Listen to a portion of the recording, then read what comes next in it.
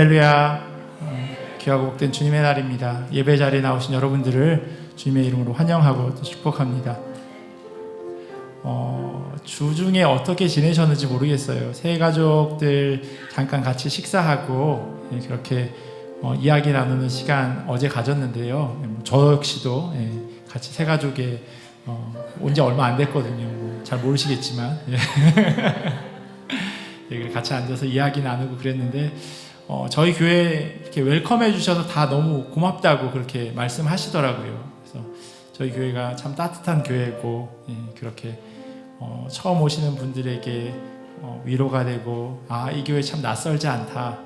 참 내가 왔는데 나를 기억해주고 나를 환영해주는 공동체구나라고 하는 그런 말씀을 제가 들었는데 우리 한 사람 한 사람이 교회를 그렇게 만들어가는 것인 줄 압니다.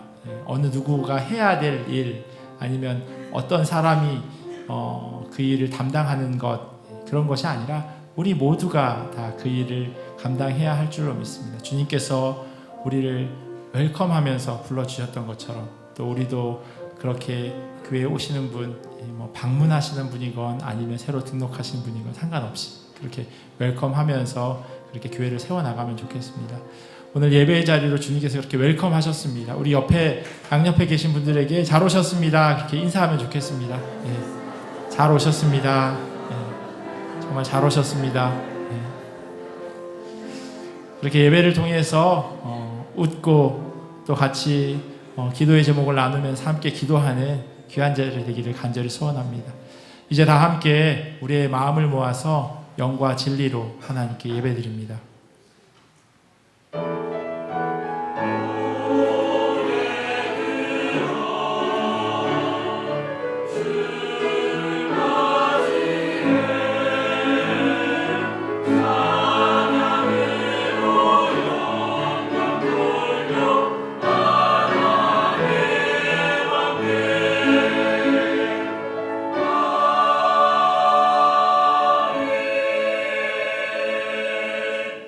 의인이여 너희는 여호와로 말미암아 기뻐하며 그의 거룩한 이름에 감사할지어다. 아멘. 우리 다 자리에서 일어나셔서 찬송가 19장 함께 찬양하시겠습니다.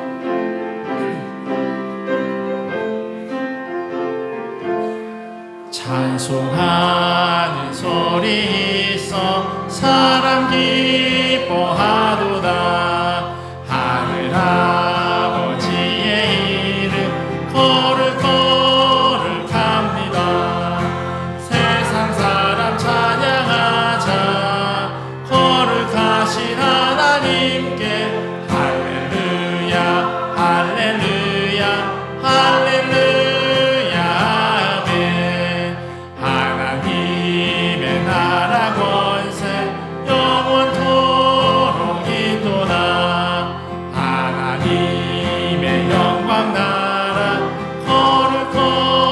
거룩하도다. 하늘 보좌 계신 주님 세상 주관하시도다.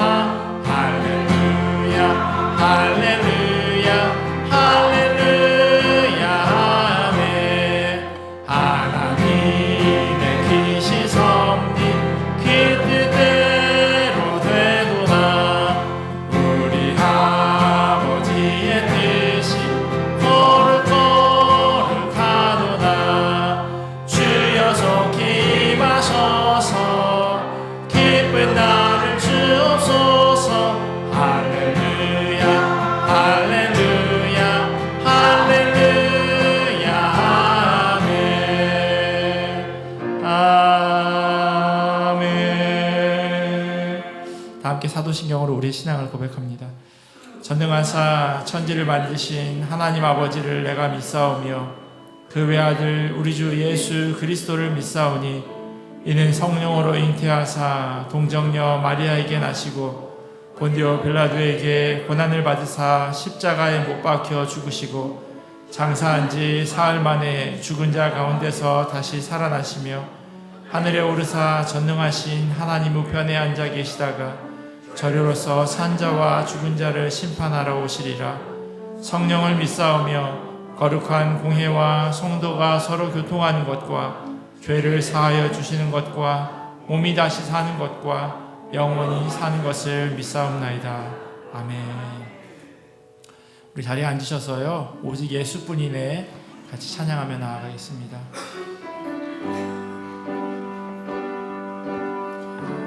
우리 입술의 고백이 되기를 원합니다. 하나님, 내가 은혜 아니면 살아갈 수 없습니다. 예수님밖에 없습니다. 고백하겠습니다. 은혜 아니면 살아갈 수가 없네.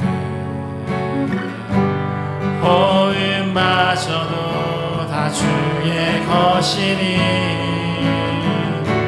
세상 평안과 위로 내게 없어도 오직 예수뿐이. 한 번 더 고백할까요? 은혜 아니면 살아갈 수가 없네. 호흡마저도 다 주의 것이니 세상 평안과 위로 내게 없어도 오직 예수뿐이. 크신 계획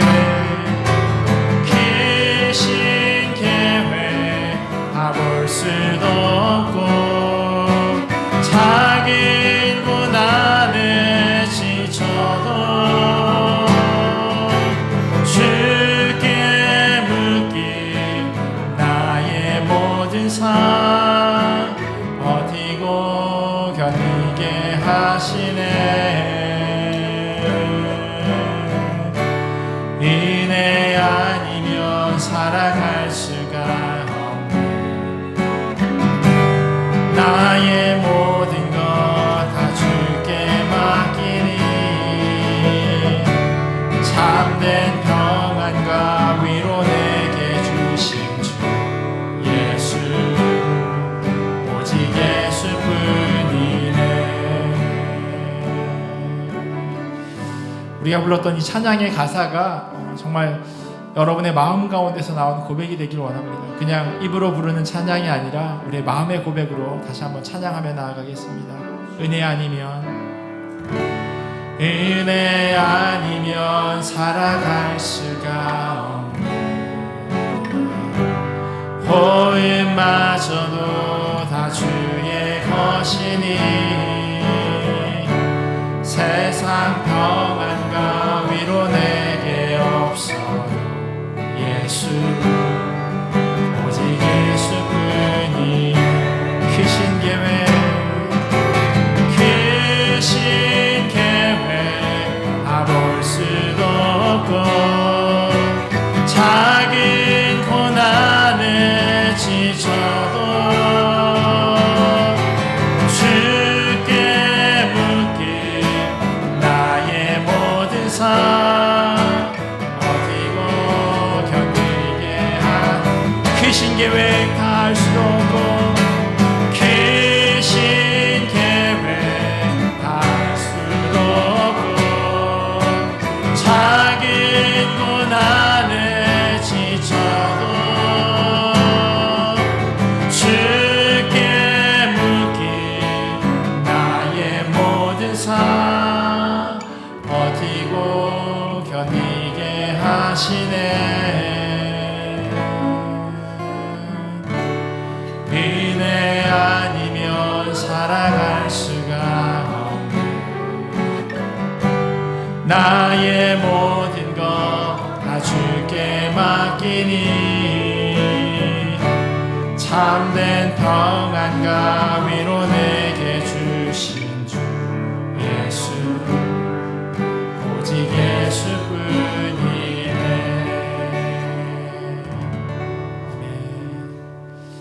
우리 완전하신 하나님, 우리 예배함으로 같이 나아가기를 원합니다.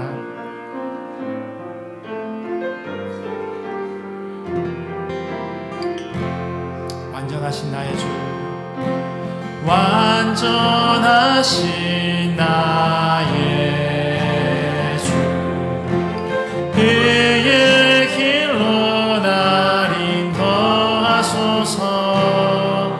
행하신 모든 일 주님의 영광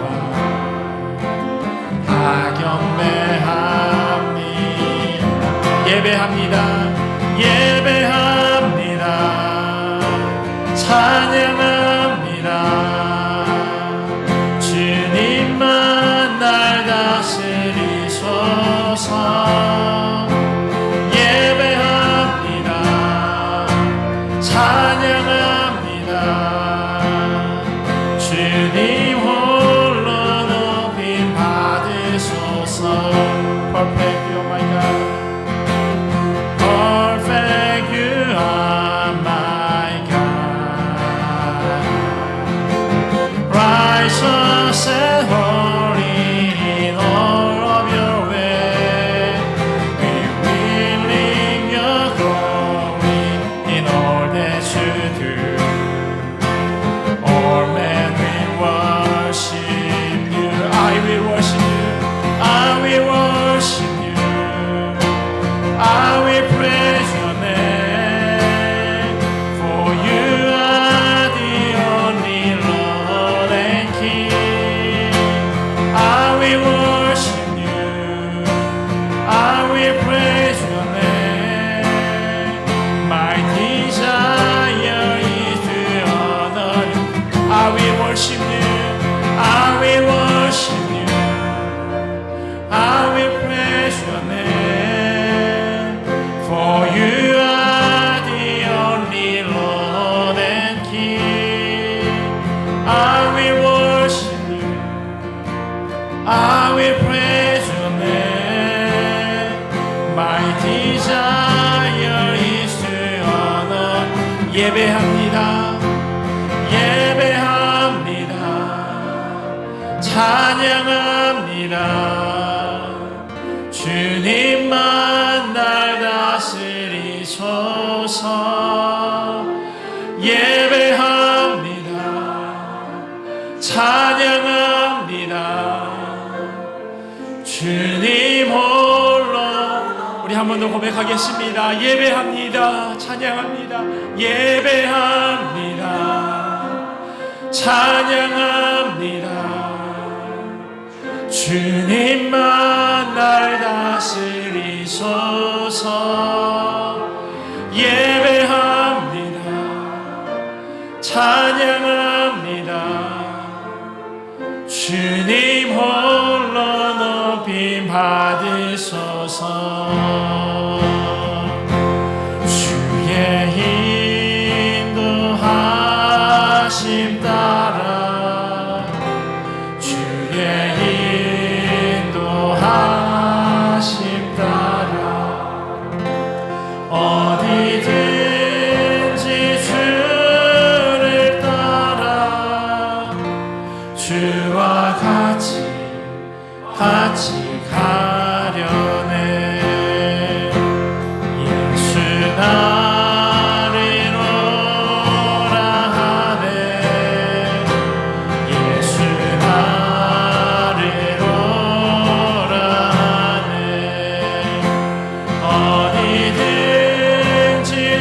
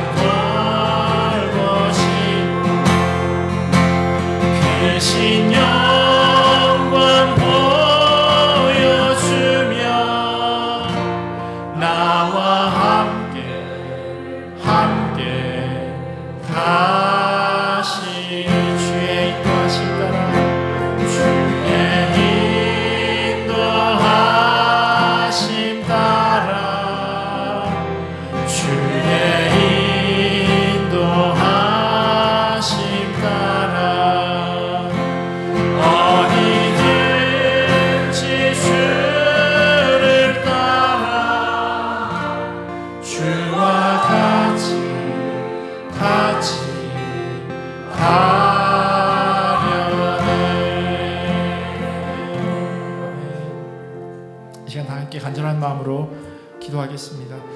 주님께서 우리를 예배의 자리로 불러주셨습니다. 지난 한 주간 뒤돌아보면 여전히 부족한 모습이지만 그럼에도 불구하고 우리를 오라 하시고 함께 하자 말씀하십니다. 주님, 우리를 불쌍히 여겨주시고 주님과 동행하는 삶을 살아가게 인도하여 주시옵소서. 우리가 가지고 있는 편견들 또 연약함들 모두 주님께 맡기며 나아가오니 주님만 의지하는 자들 되게 인도하여 주시옵소서. 특별히 성령 하나님, 우리의 마음의 문을 열어주시옵시고 겸손하게 하나님의 말씀에 귀 기울이기를 원하오니 하나님 선포되어지는 말씀으로 인하여서 은혜 받게 하시고 또한 들은 말씀대로 살아가는 그런 결단의 심령 되게 해달라고 이 시간 함께 합심하며 기도하겠습니다. 하나님 감사합니다. 하나님의 은혜를 기억합니다. 하나님의 은혜만을 바라보며 하나님 그렇게 나아갑니다. 주님께서 우리를 붙들어 주시옵시고 우리의 각 심령 가운데 말씀하여 주시옵소서. 하나님, 우리를 은혜 자리에 불러주셔서 그 주님 바라보면서 그렇게 온전히 엎드려 기도하는 자들 되게 하시고 주님께 우리의 마음을 다하여 예배하는 자들 되기로 은혜로 도와여 주시옵소서. 상한 마음들이 있습니까? 하나님, 어그러진 심령들이 있습니까? 하나님, 이들의 마음을 어루만져 주시옵시고 하나님의 말씀을 통하여서 위로가 되게 하시고 또한 우리의 말씀 가운데 귀하게 심겨지는 은혜의 자리 될 수 있도록 도와주시옵소서. 예배를 통하여서 예배 후에 있어지는 교제의 자리를 통하여서 함께 주님께 나아가는 우리 모두 되기를 소원합니다. 하나님, 그렇게 은혜로 도와여 주시옵소서. 여호와여, 내가 깊은 데서 부르짖나이다. 주여, 내 소리를 들으시며 나의 간구하는 소리에 귀를 기울이소서. 저희들의 간구를 외면치 않으시고 한량없고 변함없는 은혜를 내려주시는 신실하신 주님, 오늘도 귀한 주일을 허락하셔서 한 주간 하늘을 볼 겨를도 없이 바삐 살다가 이렇게 주님의 전에서 예배드리게 하시니 감사합니다. 담비를 내려 산천초목을 푸르게 하신 것 같이 저희들 메마른 심령에도 은혜의 담비를 주셔서 일평생 사는 동안 주를 찬양하며 항상 기쁨으로 주님의 일을 감당하게 하소서. 저희들 삶이 오직 주님께 영광 드리는 데 사용하는 시간 되게 하소서. 올해 주님께서 저희 교회에 주신 목표를 묵상합니다. 하나님의 영광과 목적을 위한 삶을 살기 위해 진실로 하나님께 영광 돌리는 교회가 되기 위해 그동안 얼마나 기도하고 노력했는지를 목회자로부터 직분 맡은 자와 온 교원들이 지난 반년간의 시간을 돌아보며 앞으로 남은 시간 동안 나 무엇을, 우리 공동체가 무엇을 주님께 드릴지를 깊게 생각하고 묵상하는 귀한 시간 되게 하소서. 날이 저물어 빈들에서 걸을 때, 빈손을 들고 걸을 때 홀로 있게 마시고 주여 함께 하소서. 우리의 약함을 아시는 주님, 세상 살아갈 힘 주시는 주님의 도움 없이는 이 세상에 만연한 악한 영을 대적히 어려우니 각자의 심령에 거하시는 성령님 떠나지 마시고 저희들의 생각과 행동을 간섭하시며 구속하옵소서. 또한 구하옵기는 태풍과 홍수, 화재 등 지구촌 곳곳이 이상기후로 수많은 이재민이 발생한 것을 주님 아시지요. 시리에 빠진 저들에게 찾아가셔서 위로해 주시고 어려움을 극복할 수 있는 힘과 용기를 주옵소서. 이제 주님의 말씀을 듣습니다. 주님의 종을 통해 증거되어지는 말씀마다 저희들 심령에 녹아서 듣고 읽을 때마다 새롭고 또 새로워지는, 그래서 매번 거듭나는 말씀의 영을 체험케 하옵소서. 이 모든 간구를 예수 그리스도의 이름으로 간절히 기도드렸습니다.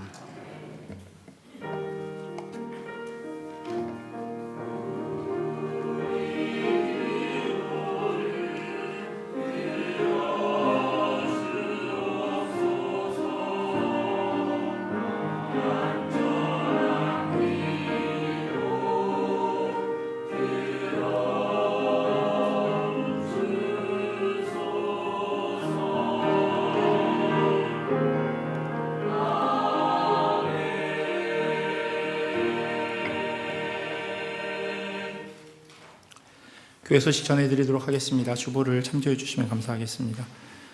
새로 오신 분들은 예배 후에 새신자부의 안내를 받으시기 바랍니다. 담임 목사 휴가로 인해서 예배 안내 주보에 나와 있습니다. 수요 예배와 주일 예배는 황희수 선교사님과 윤기태 선교사님께서 섬겨 주실 것이고요. 새벽 예배는 이창복 장로님하고 강은석 장로님께서 인도해 주실 겁니다. 저는 8월 15일부터 27일까지 2주간 여름 휴가를 다녀오도록 하겠습니다. 몇 주간 계속 광고 드린 대로 기존 성도들 가운데서 새가족 카드를 혹시 작성하지 않으신 분들은 작성해 주시면 감사하겠습니다. 앞으로 있을 공동회나 여러 가지 교회 행정적인 절차에 있어서 교적에 이름이 올라가야 하고 그래야 여러 가지 어려움들이 없기 때문에 꼭 작성해 주시면 감사하겠습니다. 안타까운 소식 전해드립니다. 지난 주중에 8월 10일 목요일 날 정미숙 집사님 부친 되시는 정권 장로님께서 한국에서 하나님의 부르심을 받았습니다. 그래서 지금 정미숙 집사님 한국 방문 중에 계시고요. 돌아오시는 대로 또 위로해 주시고 혹시 연락이 가능하신 분들은 같이 기도해 주시고 또 위로해 주시면 감사하겠습니다. 나머지 광고는 주보 참조해 주시면 좋겠습니다. 혹시 빠진 광고 있을까요? 없으면 할렐루야 찬양대 나오셔서 헌가대 나오셔서 찬양해 주시겠습니다.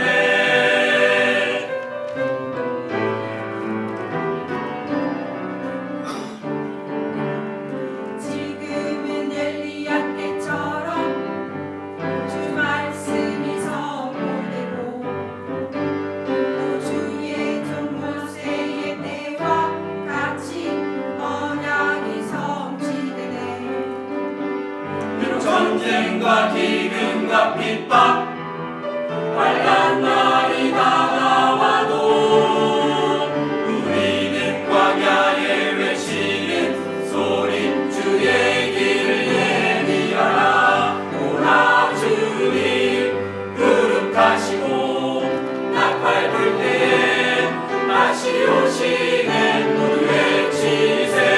이 은혜의 해니 시온에서 구원이 임하네.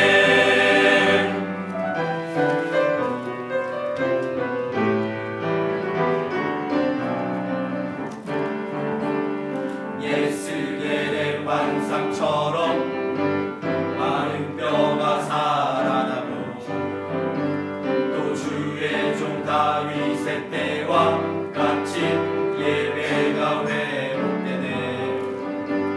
준수할 때가 이르러 등반은 이어졌네. 우리는 준수할 일뿐 되어 주 말씀을 선포하니. 오라 주님 구름 타시고 나팔 불 때에 다시 오시는 모두 외치세. 이는 은혜의 해니 시온에서 구원이 임하네. 오라 주님 구름 타시고 나팔 불 때에 다시 오시는 모두 외치세. 이는 은혜의 해니 시온에서 구원이 임하네. 오라 주님 구름 타시고 나팔 불 때에 다시 오시는 모두 외치세. 이는 은혜의 해니 시온에서 구원이 임하네. 시온에서 구원이 임하네. 시온에서 구원이 임하네.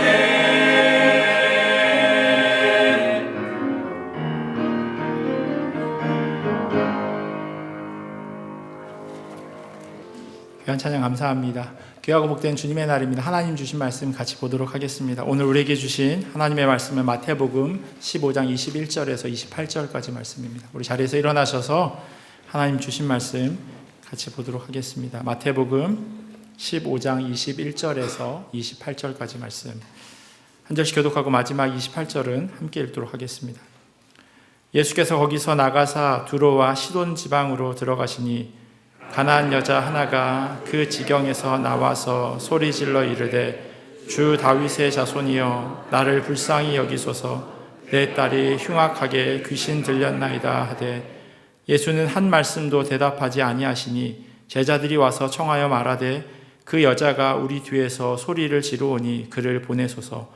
예수께서 대답하여 이르시되 나는 이스라엘 집에 잃어버린 양 외에는 다른 데로 보내심을 받지 아니하였노라 하시니 여자가 와서 예수께 절하며 이르되 주여 저를 도우소서. 대답하여 이르시되 자녀의 떡을 취하여 마땅하지 아니하니라. 여자가 이르되 주여 올소이다마는 개들도 제 주인의 상에서 떨어지는 부스러기를 먹나이다 하니 이에 예수께서 대답하여 이르시되 여자여 내 믿음이 크도다 내 소원대로 되리라 하시니 그때부터 그의 딸이 나으니라. 아멘. 하나님의 말씀입니다. 자리에 앉겠습니다. 오늘 설교 제목에 들어가 있는 이 편견이라고 하는 단어의 사전적인 의미는요, 공정하지 못하고 한쪽으로 치우친 생각이라고 하는 뜻을 가지고 있습니다. 한자로 보자면 치우칠 편 그리고 볼견, 그래서 치우쳐서 보는 것을 이야기하죠. 다른 말로 하면 삐딱하게 보는 겁니다. 저를 포함한 모든 사람들은 사실 각자가 이런 편견들을 가지고 있습니다. 살아오다 보면서 경험한 것들, 또 들은 것들, 배운 것들을 통해서 자기도 모르게 이런 편견을 가지게 됩니다. 지금 한번 생각해 보셨으면 좋겠어요. 어떤 지방 사람들은 이렇더라, 혹은 어떤 나라 사람들은 이래 라고 하는 그런 편견들을 여러분 아마 가지고 계시지 않을까 싶습니다. 다 다르겠지만 그런 편견들이 있어요. 제 아버지는요, 경상도 출신의 해병대 195기입니다. 해병대는 이상하게 기수를 꼭 얘기하더라고요. 제가 해병대를 나온 것도 아닌데 저희 아버지가 수도 없이 얘기를 해서 제 아버지 기수를 안 잊어버립니다. 이렇게 아버지를 소개해 드리면 자연스럽게 어떤 분이시겠구나라고 하는 것을 연상합니다. 제가 결혼해서 부모님 댁 지하에 살았는데요. 저희가 부모님 모시고 산 게 아니고 부모님이 저를 이제 데리고 살아주신 건데 지하에 저희가 살고 그 다음에 1층에 마루랑 부엌이 있고 2층에 이제 방이 있는 이런 구조였어요. 하우스에 사시는 분은 아시겠지만 1층에서 얘기하는 것들이 아래층으로 잘 이렇게 전달됩니다. 아내가 시집 온 지 얼마 되지 않았는데 하루는 저희가 지하에서 이렇게 있었는데 아내가 다급하게 저를 부르더라고요. 그러면서 오빠 빨리 올라가봐. 아버지 누구랑 싸우셔. 그래서 제가 아내에게 이렇게 얘기했습니다. 아버지 전화 받으시는 거야. 이렇게. 아내 귀에는 그게 싸우는 걸로 들렸겠지만 그냥 원래 대화하는 목소리 톤이 그렇습니다. 경상도 사람들이 이렇게요. 목소리가 크고 또 자기 감정과 성격을 그냥 그대로 전달합니다. 다른 사람들이 어떻게 생각하는 것보다는 감정을 드러내는 걸 더 우선시하는 것처럼 보여지기도 합니다. 제가 자전거를 타고 전국 일주를 했을 때요, 전라도에 가서 느낀 점이 두 가지가 있었어요. 제가 시계 방향으로 이렇게 돌았는데 그러니까 경상도를 지나서 전라도로 들어간 거죠.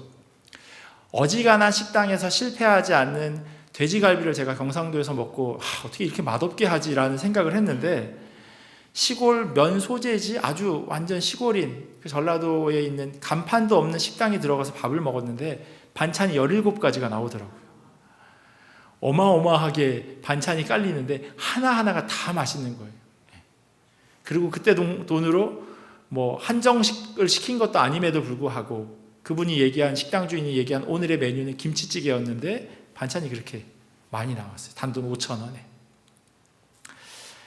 전라도 하면 음식이 맛있다라고 하는 것을 떠올릴 수 있는데요. 제가 그 지역에 도착해서 그 전라도를 자전거 타고 돌면서 느꼈던 점은 이 경상도 쪽, 그러니까 동해바다 쪽에 있는 도시들은 미국이나 일본과의 무역이 활발해서 그런지 모르겠지만 아니면 대통령들이 그쪽 지역 출신이 많아서인지 모르겠지만 훨씬 큰 도시들이 많고 더 많이 발달되어 있는 것 같은데 전라도 쪽은 그렇지 않았어요. 여행하면서 만난 어떤 분이요, 이 목포에서부터 서울을 관통해서 파주까지 올라가는 이 1번 국도라고 하는 것이 잘 정비된 게 얼마 되지 않았다고 하는 그런 이야기를 들었습니다. 그러다 보니 전라도 분들끼리는 서로 잘 챙긴다라고 하는 그런 이야기를 제가 그분을 통해서 들었습니다. 충청도는요, 경상도와는 반대로 속내를 잘 드러내지 않는데요. 제 경험이 아니라 TV에 나온 어떤 그 여자 코미디언이 하는 이야기를 들었습니다. 자기가 충청도 출신이라서 충청도에서 잘 안다고 이영자라고 하는 그 사람이 이야기를 하더라고요. 그러면서 하는 이야기가 고향에 내려가면 저희 교회 앞에 있는 길처럼 이렇게 1차선으로 되어져 있는 시골길을 지나가게 되는데 거기를 지나가다 보면 경운기를 탄 그 충청도 분이 이렇게 간다는 거예요. 그럼 뒤에서 서울에서 온 분이 빵빵 하면서 빨리 가라고 막 하이빔을 켜고 막 이러는데 뭐 빨리 가려고 해봐야 경운기이기 때문에 속도를 낼 수도 없는데 성격이 급한지 뒤에서 계속 클락션을 누르고 비키라고 그러다가 비킬 때도 없죠. 뭐. 이 서울에서 온 차가 이렇게 확 추월하면서 창문을 내리고 막 욕을 했다는 거예요. 그랬더니 그 충청도 분이 이렇게 이야기했대요. 아유, 그렇게 바쁘면 어제 오지 그랬슈. 이렇게. 크지 않은 나라의 각 지역마다 사람들이 생각하는 게 다른 걸 보면 참 신기합니다. 그리고 그것이요, 잘못 편견으로 자리 잡을 수가 있습니다. 아, 그 지역 사람들은 그래. 다 그런 것이 아님에도 불구하고, 심지어는 내가 한두 명밖에 만나보지 않았음에도 불구하고 그게 마치 법인 것처럼, 율법인 것처럼 저 지역 사람들은 저래, 저 사람들은 저래, 저 나라 사람들은 저래 라고 하는 편견을 우리가 갖게 됩니다. 예수님 시대에는요, 이보다 더 부정적인 편견이 만연해 있었습니다. 오늘 본문은요, 이 문제와 예수님께서 대면하시는 그런 장면입니다. 예수님과 제자들이 지중해 연안에 있는 두로와 시돈이라고 하는 그런 지역으로 가셨습니다. 화면을 보시면 이 갈릴리라고 하는 지역 북쪽에요, 페니키아라고 하는 그런 지역이 있는데 거기에 해안가에 두로와 시돈이라고 하는 지역이 위치합니다. 그곳에서 가나안 여인 한 명이 일행의 뒤에서 예수님께 자기의 딸을 좀 고쳐달라고, 귀신 들렸다고 그렇게 외치고 있는데도 불구하고 예수님께서는 그 소리에 전혀 반응을 하지 않으십니다. 오히려 그 상황을 지켜보던 제자들이 이 여인이 소리 지르는 것이 너무 듣기 불편했기에 그녀를 쫓아보내자면서 예수님께 동의를 구합니다. 여인의 외침에는 대꾸도 하지 않으시던 예수님께서 제자들의 이 말에 나는 오직 이스라엘 집에 길을 잃은 양들에게 보내심을 받았을 따름이다 라고 하는 대답을 하십니다. 예수님의 이러한 반응을 오히려 일말의 희망이라도 발견한 듯 그 가나안 여인은 예수님께 절을 하고 자신을 도와달라고 다시 한번 간청합니다. 그런데 예수님의 대답은요, 이전과는 너무나도 다르게 아주 냉정하십니다. 26절 말씀 보시면 자녀의 떡을 취하여 개들에게 던짐이 마땅하지 아니하니라.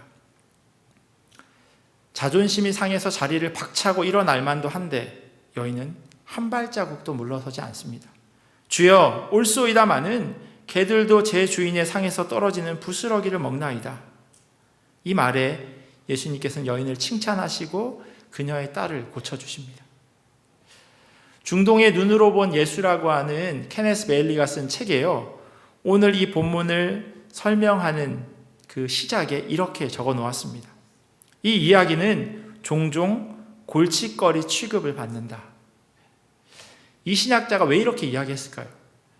제가 앞서 오늘 본문 말씀을 요약해서 이야기해 드렸을 때 느끼셨겠지만 우리가 익히 알고 있는 예수님의 모습과 오늘 성경에 나오는 그 모습이 너무나도 다릅니다. 또한 예수님의 치유 사역 전에 하신 말과 행동은 의견이 분분하게 해석되어질 만큼 예전의 예수님의 모습과는 다릅니다. 자신의 딸이 귀신 들려서 아파한다고 외치는데 어쩌면 이렇게 냉정하게 외면하실까요? 주님, 나를 도와주십시오 라는 그 여인의 간청에 어떻게 이렇게 싸늘하게 대꾸하실까요? 특히나 딸의 병을 고치기를 원하는 이 간절하게 사정하는 여인을 개에 비유하면서 거절의 의사를 정확하게 밝히는 모습은 사랑의 예수님이라고 하는 그 호칭이 무색합니다. 정말 목회자로서 오늘 본문 말씀을 설교하는 것은 베일리의 말처럼 골칫거리입니다. 물론 어렵지 않게 오늘 본문 말씀을 이해하고 설교하는 방법도 있습니다. 쉽게 오늘 말씀을 설교하는 방법은요, 이 여인처럼 간절하게 부르짖어라. 그럼 하나님 응답해 주실 것이다. 이렇게 설교할 수도 있습니다. 마치 예수님이 비유하신 불의한 재판장의 비유에 나오는 그 과부처럼 밤낮으로 재판장을 귀찮게 하니 이 재판관이 너무나도 귀찮아서 이 여인, 이 과부의 간청을 들어주셨다라고 하는 것을 통해서 우리는 하나님께 그렇게 간절히 매달려야 한다라고 그 비유를 잘못 해석하는 것처럼 오늘 이 이야기를 그렇게 적용할 수도 있다는 겁니다. 하지만 그렇게 간절한 기도에 대한 주제라고 생각하기에는 앞부분에 등장하는 예수님의 언행이 이해되지 않습니다. 이 여인의 간절한 마음을 강조하기보다는 오히려 예수님께서는 다른 이야기를 하고 싶으셨던 겁니다. 그렇게 냉정하고 또 심지어는 모독하는 것 같은 말씀을 하신 겁니다. 예수님께서 이렇게 반응하고 말씀하신 이유는요, 제자들이 가지고 있었던 전통적인 편견에 대해서 꼬집고 계신 겁니다. 오늘 본문에는 다양한 편견들이 등장합니다. 첫 번째는요, 민족적 편견입니다. 함께 읽은 마태복음에는 가나안 여인이라고 짧게 설명되어져 있지만 동일한 내용이 기록된 마가복음 7장에 보면요, 이 여인이 어떤 민족적 배경을 가지고 있는지 기록되어 있습니다. 그 여자는 헬라인이요 수로보니게 족속이라. 유대인들에게 있어서 이방인은요 상종해서는 안 되는 그러한 사람들입니다. 말을 섞거나 밥을 같이 먹어도 되지 않습니다. 왜냐하면 부정타기 때문에, 부정한 사람들을 만나면 나까지 부정해지기 때문에 그들을 만나지 않는 겁니다. 그리고 더 근본적인 이유는요, 우리는 아브라함의 자손, 구원받는 사람, 선택된 백성. 하지만 이 유대인 이외의 사람들은 하나님으로부터 버림받은 사람. 그래서 나중에 다시 만날 일이 없는 사람들. 하나님의 나라에 가면 이 사람들은 없기 때문에 우리끼리만 이라고 하는 생각을 그들은 가지고 있었습니다. 세리가 유대인들에게 손가락질 받은 이유 가운데 하나도요, 그들이 세금을 걷기 위해서 이방인들과 접촉하지 않으면 안 됐기 때문이에요. 이것은 예수님께서 승천하신 후 바울이 복음을 전하는 가운데도 여전히 존재하고 있었던 문제입니다. 갈라디아 교회에 할례를 받아야 한다라고 이야기하는 다른 복음을 전하는 사람이 그 가운데 들어왔다고 사도 바울은 편지합니다. 그들을 경계하라고. 그것은 복음이 아니라 다른 복음이라고 그렇게 이야기하는 겁니다. 요한복음 4장에 보면요, 예수님께서 사마리아 여인과 우물가에서 대화하는 장면이 기록되어 있는데 그것을 보고 제자들이 놀라면서 이렇게 이야기합니다. 이때 제자들이 돌아와서 예수께서 여자와 말씀하시는 것을 이상히 여겼으나 무엇을 구하시나이까? 어찌하여 이와 그와 말씀하시나이까? 묻는 자가 없더라. 집사님 죄송한데 볼륨 조금만 줄여주시겠어요? 이 말씀은 그냥 제자들이 아무것도 묻지 않았다라고 이야기하는 것이 아니에요. 사마리아 여자와 이야기하는 것이 제자들의 말문이 막힐 만큼 이상한 상황이다라고 하는 것을 말씀하고 있습니다. 예수님께서 이 가나안 여인의 외침에 답하지 않으셨던 이유는 이러한 민족적인 편견을 제자들로 하여금 보여주시는 거예요. 너희들의 모습이 이래라고 하는 것을 보여주시는 겁니다. 두 번째 등장하는 편견은요, 성별의 문제입니다. 요한복음 4장에서 우물가에 앉아 계시다가 물을 기르러 온 여자에게 물을 달라고 말을 건넵니다. 그러자 그 여인이 이렇게 대답해요. 선생님은 유대 사람인데 어떻게 사마리아 여자인 나에게 물을 달라고 하십니까? 사마리아 사람에게 말을 거는 것도 이상하지만 남자가 어떻게 여자한테 이렇게 말을 겁니까? 라고 질문하는 겁니다. 남자가 여자에게 말을 거는 일은 당시 문화에서는 없는 일이었습니다. 예수께서 가나안 여인의 간절한 부르짖음에 대꾸하지 않으시는 모습이 제자들에게 이상하게 보이지 않은 이유도 바로 여기에 있습니다. 모르는 여자가, 외간 여자가 말을 거니 대답하지 않으시는구나 라고 생각할 수 있는 상황이에요. 베일리는요, 남자가 여자를 대함에 있어 자부심이 센 랍비는 결코 여자들에게 말을 걸지 않는다라고 그렇게 이야기합니다. 어느 정도였냐 하면요, 예수님이 태어나시기 200년 전, 그때 벤시라라고 하는 학자가 이런 말을 했대요. 남자의 심술이 여자의 친절보다 나으니 여자들은 수치와 비난을 만들어낼 뿐이다. 여자분들은 참으시면 안 됩니다. 이런 얘기 들으실 때. 그런데 이게 당시 문화였다고 하는 거예요. 예수님의 무반응이 어쩌면 적절한 반응으로 보이기까지 합니다. 자, 그럼 예수님이 2000년 전 유대 지역에서 살고 계셨기에 그 시대와 그 문화에 대해서 따로 행동하실 수 없기에 그렇게 언행을 보이셨다? 그렇게만 생각할 수 없어요. 왜냐하면 우리가 잘 알고 있는 예수님은 그런 분이 아니시니까요. 도대체 예수님은 지금 무슨 꿍꿍이를 생각하시는 걸까요? 예수님의 언행은 당시 사람들의 눈에 너무나도 당연하게 보였는데 이것은 마치 거울을 통해서 자신의 모습을 보게 하는 것과 같습니다. 내가 그렇게 행동할 때는 잘 모르다가 다른 사람들이 그 행동을 하면 그 잘못이 훨씬 정확하게 보이죠. 내가 하는 행동임에도 불구하고, 그리고 심지어 그러한 행동이 나에게 돌아온다면 쉽게 참아내지 못합니다. 내가 다른 사람에게 행동할 땐 다 이유가 있는데 다른 사람이 나에게 할 때는 그건 다른 얘기죠. 내로남불이라고 하는 말도 안 되는 사자성어가 있잖아요. 내가 하면 로맨스고 남이 하면 불륜이라고. 사람들은 그렇게 생각한다는 겁니다. 그런데 그런 사람들의 생각을 예수님이 일부러 보여주시는 거예요. 그것도 조금 더 과장해서 말까지 심하게 뱉으시면서. 장기나 바둑을 둘 때 옆에서 훈수 드는 사람이 더 잘 보는 것, 그것과 비슷합니다. 제3자의 입장에서 그 장면을 보는 거죠. 제자들이 가지고 있었던 이방인에 대한 편견, 여성과 같은 사회적 약자를 대하는 것, 그것이 전통이라고 이야기하는 그 사람들에게 그 편견을 보여주시는 겁니다. 오늘 이 이야기는요, 갑자기 튀어나온 게 아니에요. 성경을 가지고 계시면요, 마태복음 15장 1절을 한번 보세요. 오늘 보면 바로 앞에 있는 사건이에요. 마태복음 15장 1절 보면요, 제가 가지고 있는 성경에는 장로들의 전통이라고 되어져 있어요. 율법학자들, 서기관들, 제사장들, 이 사람들이 이게 전통이야, 원래 이렇게 했어, 원래 그랬어 라고 하는 이야기로 예수님과 다툼이 벌어집니다. 예수님께서 이 일이 갈릴리 지역에서 있었어요. 그리고 나서 오늘 본문에서 보신 것처럼 두로와 시돈이라고 하는 페니키아 지역으로 훌쩍 뛰어넘어 오셨습니다.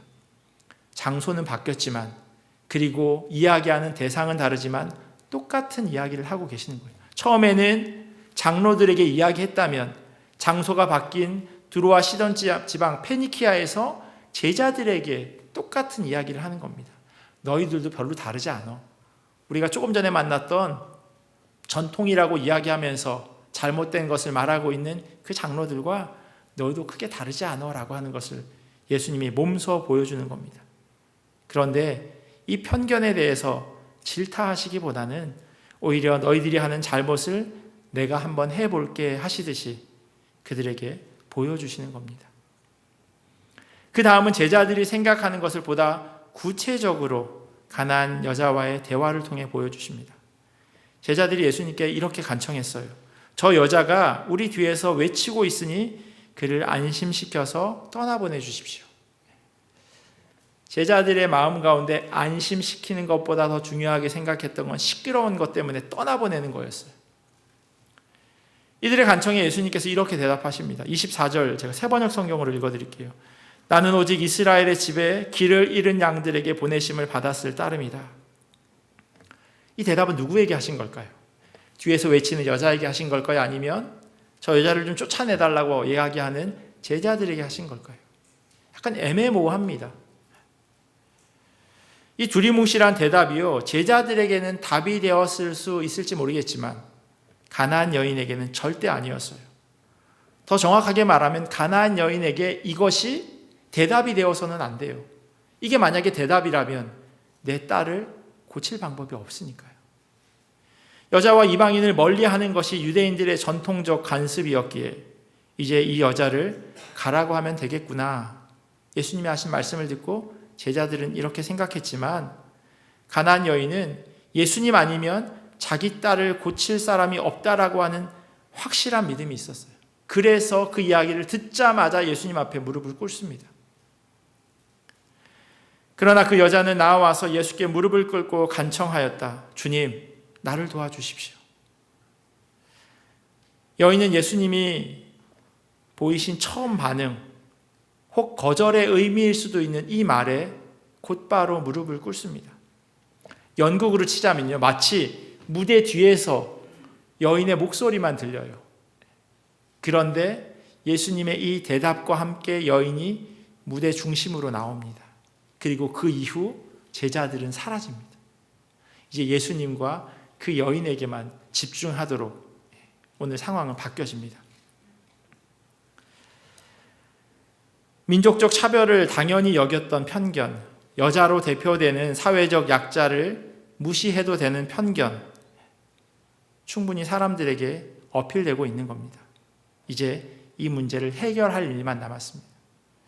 물론 그 해결 방법이 쉽지만은 않습니다. 왜냐하면 그만큼 편견을 깨부수는 것이 어렵기 때문입니다. 그래서 예수님이 사용하신 언어가 훨씬 더 강했습니다. 유한 언어가 아니라 너무나도 이게 정말 예수님이 한 이야기야? 라고 생각할 만한 그런 말씀을 하신 겁니다. 예수님이 이 여자를요, 개에 비유해요. 자녀들의 빵을 집어서 개들에게 던져주는 것은 옳지 않다. 그런데 이 여자가요, 그 말을 그대로 받아칩니다. 여인에게 예수님의 어떠한 차별로 사람을 가르치시는 분이 아니라고 하는 것을 알고 있었어요. 왜냐하면 예수님을 처음 만났을 때 다윗의 자손이라고 이야기했거든요. 예루살렘에서부터 멀리 떨어진 지역이었지만 예수님이 어떤 분이신지에 대한 소문이 거기까지 미친 겁니다. 그래서 이 여인이 예수님을 알아보고 있었던 거예요.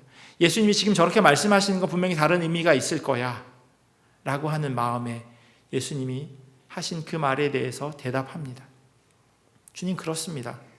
그러나 개들도 주인의 상에서 떨어지는 부스러기는 얻어먹습니다.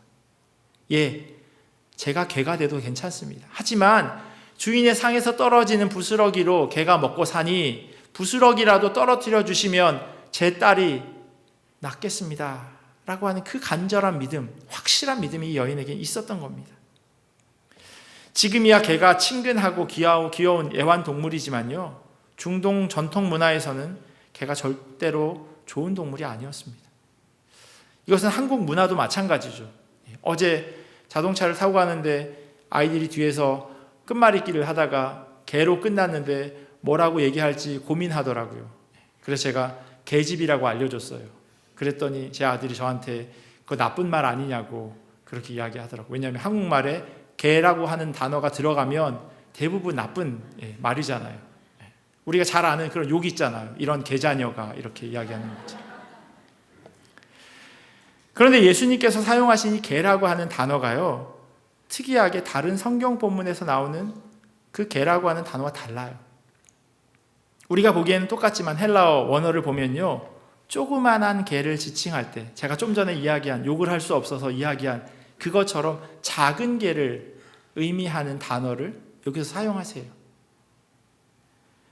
예수님께서도 이와 비슷한 마음으로 말하고 단어를 선택하신 겁니다. 베일리는 예수님이 제자들에게 이렇게 말씀하고 있다고 설명합니다. 너희가 이방인을 개라고 생각하는 것도 내가 이 여자를 개로 여기길 원하는 것도 알아. 하지만 들어봐라. 이런 일이 벌어지는 것은 너희 편견 때문이라고. 너희는 이런 광경이 마음 편하니? 예수님께서 그걸 보여주시는 거예요. 지금. 그러나 그 방법이 제자들을 불러 세워놓고 꾸짖고 때리고 직설적으로 이야기하는 것이 아니었어요. 어쩌면 그 방법이 더 빠르고 효과적일 수 있어요. 하지만 예수님은 느리지만 자발적인 변화를 생각하셨습니다. 오늘 이야기는 예수님께서 여인의 믿음을 칭찬하시고 이 어머니의 소원대로 딸이 낫게 되는 것으로 그렇게 해피엔딩으로 끝이 납니다. 예수님께서는 제자들의 민낯을 몸소 보여주시면서 두껍게 쌓여있는 그런 민족적인 차별과 사회적 약자에 대한 무시를 무너뜨리십니다. 복음 앞에는 어떠한 것도 장벽이 될 수 없다고 말씀하세요. 복음은 이러한 편견을 뛰어넘을 뿐만 아니라 시간도 초월합니다. 이 말씀이 2000년 전 중동의 한 지역에만 국한되는 것이 아니라 오늘을 사는 우리에게도 동일하게 적용되는 복음의 은혜고 힘입니다. 그것이 바로 말씀이 가지고 있는 능력이에요. 여러분들에게는 어떤 편견이 있으신가요? 우리 공동체에는 어떤 잘못된 편견이 있나요? 교회마다 다 다르고 사람마다 달라요. 자기들이 경험한 것이 변하지 않는 것이 되어갑니다. 어린아이들은 괜찮아요. 왜냐하면 유연하니까. 몸만 유연한 게 아니라 사고도 유연해요.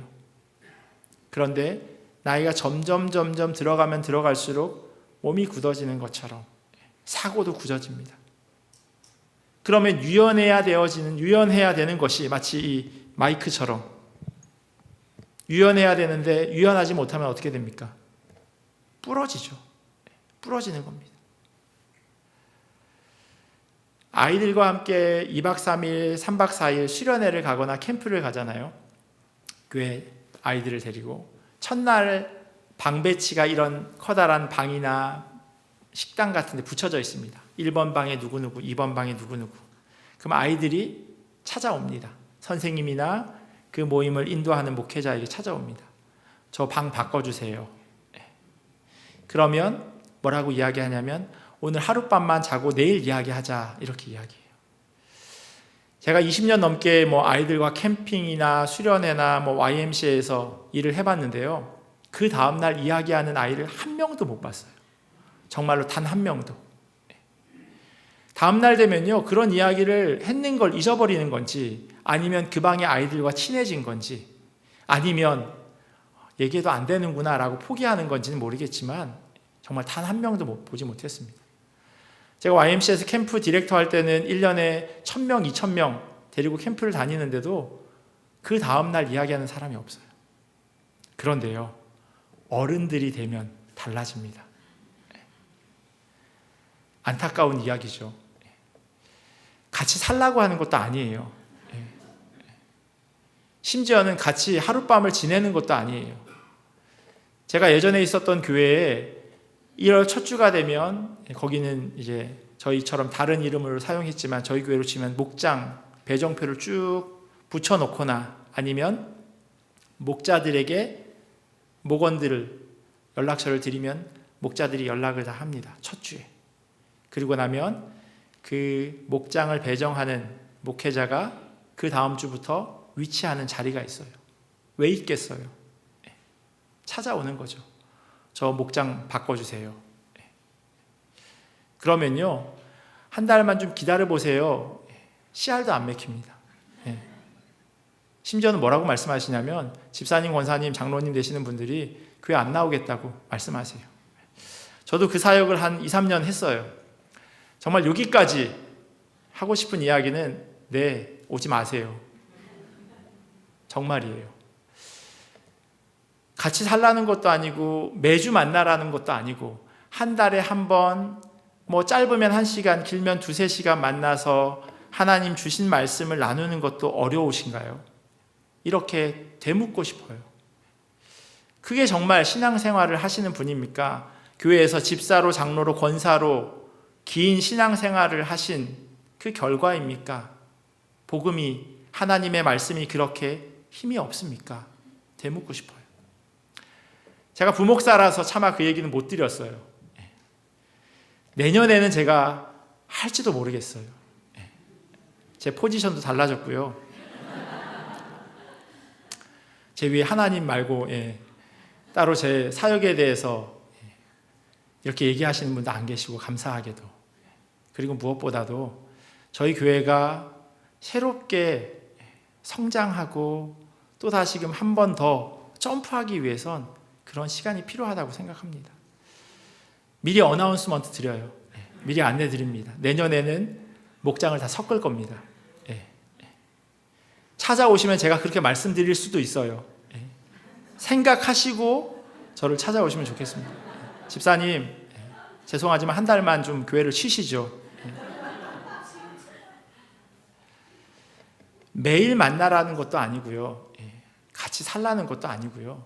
하나님 주신 말씀을 한번 같이 나눠보자라고 하는 겁니다.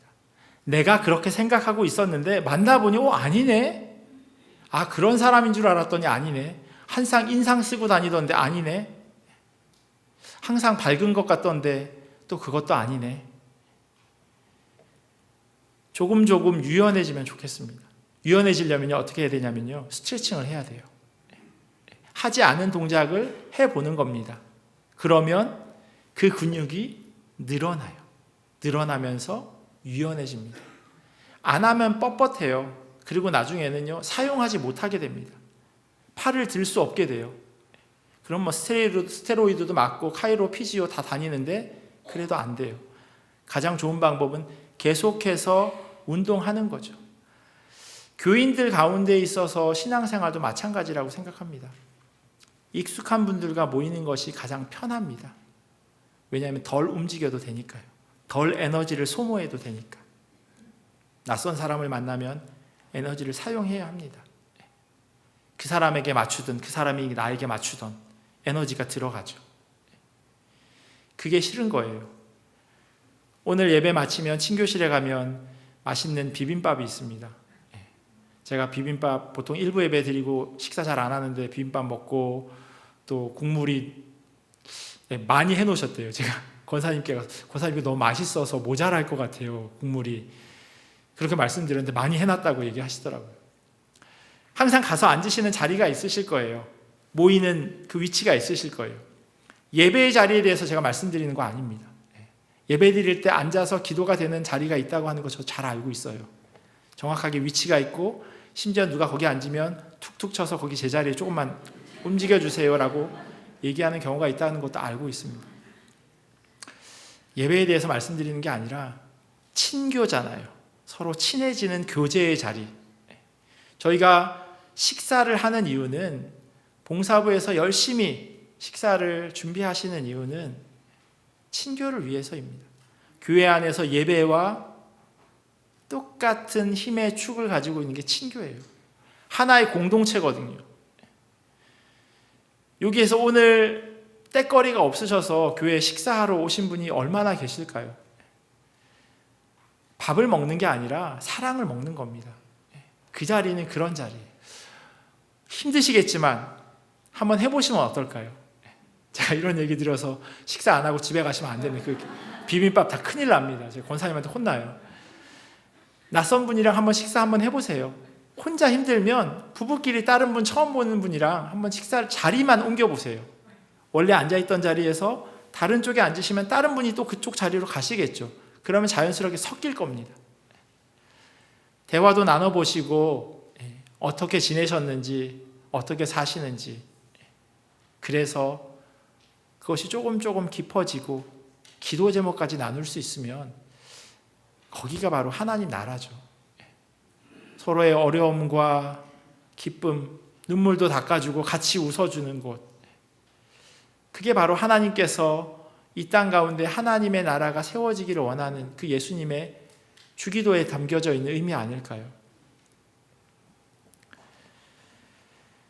유대인이나 이방인이나 남자나 여자나 어느 누구도 주님께서 선포하신 하나님의 나라의 복음에서 제외되거나 소외될 수 없을 뿐만 아니라 우리 안에 있는 편견이 주님의 은혜를 막을 수는 없습니다. 그러한 편견들, 그러한 벽들 허물어질 수 있습니다. 설교는 하나님의 말씀을 선포하는 자리고요. 우리는 이 말씀을 하나님의 음성으로 듣습니다. 부족한 제가 전하는 말씀이지만 그것을 이충민이라고 하는 사람이 전하는 것이 아니라 하나님의 말씀으로 듣는 자리입니다. 우리가 오늘 말씀을 들었으니 이제 이 말씀대로 살아가야 하지 않을까요? 주님 주신 말씀대로 이번 한 주도 그렇게 살아내기를 부단히 노력하는 우리 모두가 되기를 예수 그리스도의 이름으로 간절히 축원합니다. 기도하겠습니다. 사랑의 하나님, 감사합니다. 우리 안에 복음에 방해되고 주님의 사랑을 가로막는 편견들을 기억나게 하시고 그것들을 넘어서는 자들 되게 인도하여 주시옵소서. 아모스 선지자가 이스라엘의 회개를 재촉하며 오직 정의를 물같이 공의를 마르지 않는 강같이 흐르게 하여라 말씀하였던 것처럼 우리의 사랑과 우리의 마음과 주 예수 그리스도의 복음이 그렇게 흘러갈 수 있도록 은혜로 더하여 주시옵소서. 감사하며 사랑이 많으신 예수님의 이름으로 기도합니다. 아멘. 들은 말씀 기억하면서 우리 찬송가 435장 찬양하시겠습니다.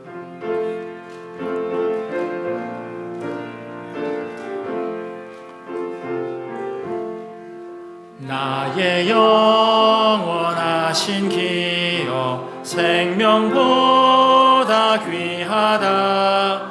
나의 갈 길 다가도록 나와 동행하소서.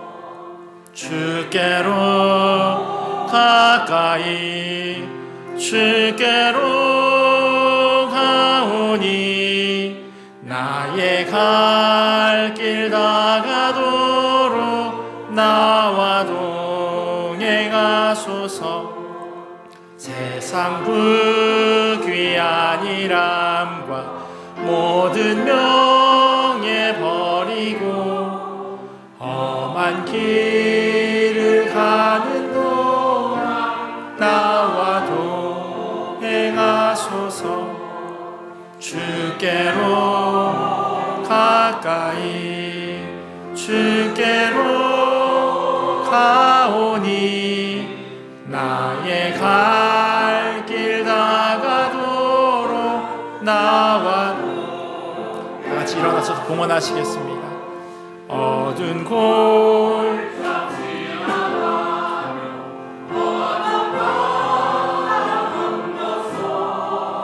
전국 문에 이르도록 나와 동행하소서. 주께로 가까이 주께로 나오니 나의 갈 길 다가도록 나와 동행하소서. 아멘. 우리 한국에서 어머니 장례 잘 마치고 돌아올 수 있게 해주심에 감사드립니다. 저의 간절한 소원을 이뤄주셔서 감사합니다. 범사에 감사드립니다. 결혼 40주년 감사드리며 이 시간까지 오게 하심이 주님의 은혜입니다. 남은 삶 또한 늘 주님과 동행하는 삶이 되도록 인도하소서.